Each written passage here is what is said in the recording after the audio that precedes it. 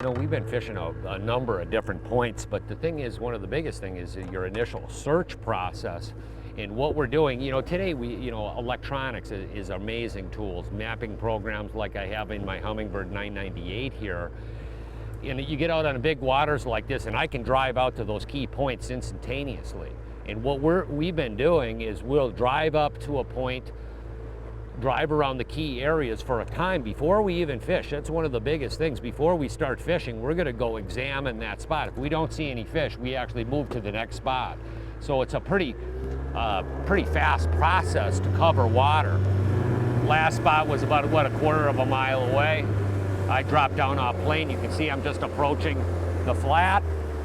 You can see how I'm just slowing down, and guess what? There you can see it's actually starting to come up that quickly. They have made anglers so much more efficient on the water. You don't have to even know the lake that well. We go on new lakes all the time. You have a high-end mapping program in there. You can comb through that water instantaneously to go figure out where fish are at. You know, a lot of walleye anglers in the North Country have turned to big tiller engines like this EFI 90, and for a number of different reasons. So number one, it actually, without a console, you have a lot more room in the boat. You know, for guides up here, they can actually position 3 people up in the boat and move around comfortably. The other thing is boat control.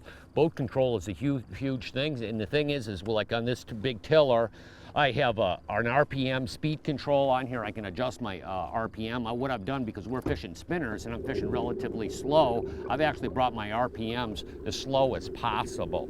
The other thing that it really affords you is the ability to quickly turn the boat. I can turn on a dime. I can really follow really sharp contours. You know, if you're fishing a really sharp drop off. And actually today with these big tillers, this boat runs really good. I mean, this boat runs, almost 45 miles an hour. It moves good.